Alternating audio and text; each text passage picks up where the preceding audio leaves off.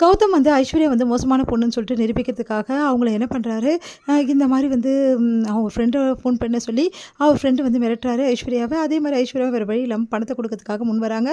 பணத்தை எடுத்து போய் கொடுத்துட்றாங்க. அந்த டைமில் ஃபோட்டோ எடுத்து வச்சுக்கிட்டு இந்த மாதிரி எல்லாரும் முன்னாடி வந்து பணத்தை ஐஸ்வர்யா கொடுத்துருக்கா. அப்போ ஐஸ்வர்யா வேணும்னே வந்து இவ்வளோ பண்ணிகிட்ருக்கா.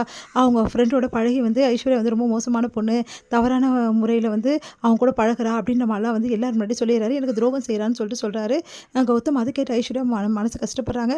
ஐஸ்வர்யா, மகா எல்லாருமே சேர்ந்து கௌதமை திட்டுறாங்க. இந்த சூழ்நிலையில் கௌதம் வந்து இந்த மாதிரி ஃபோட்டோஸ்லாம் காட்டி பார்த்தீங்களா எப்படி பண்ணுறான்னு சொல்லிட்டு ஐஸ்வர்யா ரொம்ப மோசமான பொண்ணா, வீட்டில் இருக்கக்கூடாது அப்படின்ற மாதிரி சொல்கிறாங்க.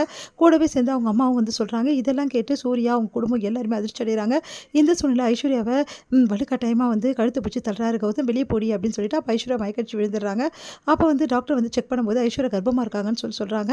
அதை கேட்டு எல்லாருமே அதிர்ச்சி அடைகிறாங்க. உடனே ஐஸ்வர்யா எந்த தப்புமே பண்ணலை அப்படின்னு சொல்லிட்டு எல்லாரும் முடிவுக்கு வராங்க. இந்த மாதிரி வந்து தப்பு செய்யலை நீங்கள் எப்படி சொல்வீங்க, இந்த குழந்தைக்கு நான் அப்பா கிடையாது, கூட சுற்றுறானே ஒருத்தன் அவன் தான் அப்பா அப்படின்ற மாதிரி கௌதம் வந்து சொல்கிறாரு. அதை கேட்டு ஐஸ்வர்யா அதிர்ச்சி அடைகிறாங்க. மகாவும் செமையாக டென்ஷன் ஆகிறாங்க. என் அக்காவை பற்றி இவ்வளோ கேவலமாக பேசுகிறேன் நீ அப்படின்னு சொல்லிட்டு செமையாக டென்ஷன் ஆகிறாங்க. சூர்யாவும் வந்து என்ன பண்ணுறாரு, இந்த விஷயத்தை நம்புறாரு. ஐஸ்வர்யா மோசமான பொண்ணு, நானே பார்த்துருக்கேன், இந்த மாதிரி ஐஸ்வர்யாவும் அவங்க ஃப்ரெண்டும் வந்து பேசிட்டு இருக்கிறத அப்படின்னு சொல்லிட்டு சூர்யா நினைக்கிறாரு. இந்த சூழ்நிலை மகா வந்து எல்லாம் முன்னாடி சொல்கிறாங்க, என் அக்கா தப்பு செய்யலை, அதை என்னால் நிரூபிக்க முடியும், என் அக்கா எந்த தப்பும் செய்யலைன்றாங்க, நீ அமைதியார் மகா, நான் பேசிக்கிறேன்னு சொல்லிட்டு ஐஸ்வர்யா சொல்கிறாங்க. டிஎன்ஏ டெஸ்ட் எடுத்து இந்த விஷயத்தை வந்து என்னால் நிரூபிப்பேன், நான் கண்டிப்பாக வந்து இந்த குழந்தைக்கு வந்து இவன் தான் அப்பன்னு சொல்லிட்டு நான் நிரூபிப்பேன் அப்படின்னு சொல்கிறாங்க. அதை கேட்டு தாத்தா வந்து சரி ஓகே, ஐஸ்வர்யா தான் சொல்கிறாள் டிஎன்ஏ டெஸ்ட் எடுத்து நிரூபிப்பேன், அப்புறம் எதுக்காக எல்லாம் பேசிகிட்டு இருக்கணும், ஐஸ்வர்யா அது வரைக்கும் இங்கே தான் இருப்பா, யாரும் எதுவும் பண்ணக்கூடாது அப்படின்னு சொல்லிடுறாங்க. அதனால் ஐஸ்வர்யா வந்து மகாவுக்கு வந்து தேங்க்ஸ் சொல்கிறாங்க. மகா சொல்கிறாங்க, நீ கவலைப்படாத, உன் கூட நான் இருப்பேன்றாங்க. ரெண்டு பேருமே வந்து பாசமாக இருக்காங்க. இந்த சூழ்நிலை சூர்யா வந்து செம டென்ஷனாக ரூமில் இருக்காரு. அதை பார்த்து வந்து மகா வந்து ஏன் இப்படி இருக்கீங்க அப்படின்னு சொல்லிட்டு கேட்குறாங்க. உன் அக்கா மேலே தான் தப்பு, அவள் தான் என் தம்பிக்கு துரோகம் பண்ணுறா அப்படின்னு நம்ம சொல்கிறாரு.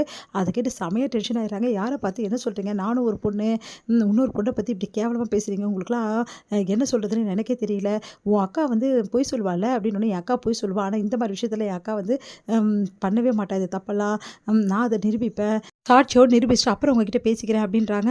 அடுத்த நாள் வந்து சூர்யா தூங்கிட்டு இருக்கார். திடீர்னு மகா வந்து காலை பிடிக்கிறாங்க. ஐயோ காலை பிடிக்கிறாளே, ஏன் மகா என் காலை பிடிக்கிற அப்படின்னு. ஆசீர்வாதம் எனக்கு வேணும், என் அக்கா நல்லவன் நான் நிரூபிக்கணும்ல அப்படின்னோடனே, என் ஆசீர்வாதம் உனக்கு கிடையாது, அப்போ நான் காலை விட மாட்டேன், இப்போ விட போறியா இப்போ இல்லையான்றாரு. காலை பிடிச்சி இழுக்கிறாரு. ஆனால் மகா வந்து அப்படியே கெட்டியாக பிடிச்சிருக்காங்க.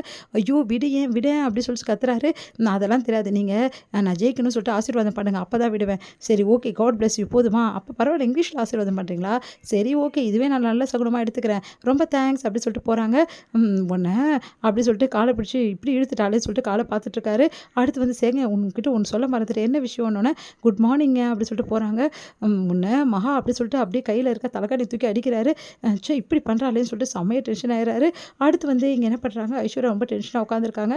அப்போ மகா வந்து நீ கவலைப்படாத, அவன் டீட்டெயில்ஸ் எல்லாமே எனக்கு கூட, ஃபோட்டோஸ் எல்லாம் அவனுக்கு இருக்குது அப்படி சொல்லிட்டு சொல்கிறாரு. இங்கே பாருங்கள், இந்த ஃபோட்டோ வச்சு அவன் எப்படிப்பட்டவன் சொல்லிட்டு முதல்ல விசாரிங்க அப்படி சொல்லிட்டு சூர்யா கிட்ட சொல்கிறாங்க. சூர்யாவும் வந்து போலீஸ்கிட்ட கொடுத்து யாருக்கும் தெரியாமல் இந்த ஃபோட்டோ பற்றி விசாரிங்க, இவன் யாருன்னு முதல்ல கண்டுபிடிக்கணும், இவன் எங்கேருந்து வரான், எப்படிப்பட்ட கேரக்டர்ஸ் எல்லாம் எனக்கு தெரியணும் அப்படின்னு. சரின்னு சொல்லிட்டு போலீஸும் வந்து எல்லாத்தையும் விசாரிச்சு சூர்யா கிட்ட சொல்கிறாங்க. அதை கேட்டு வந்து சூர்யா வந்து ஓ வேணும்னே சுற்றிட்டு இருக்கானா, பிஸ்னஸ் பண்ணுறதுக்காக பணத்துக்காக இப்படி பண்ணியிருப்பானோ அப்படி சொல்லிட்டு சூர்யா யோசிக்கிறாரு. மகா கிட்ட எல்லா விஷயத்தையும் சொல்கிறாரு. சரி ஓகேங்க, நேரில் போய் அவனை நம்ம பார்க்கலாம் அப்படின்றாங்க. நானா அப்படின்றாரு. ஆமாங்க, நல்லா அடிங்க அவனை, அப்போ தான் வந்து அவன் எல்லா உண்மையும் சொல்வான்னு அதிர்ச்சி அடைகிறாரு சூர்யா. இதன் முடியுது.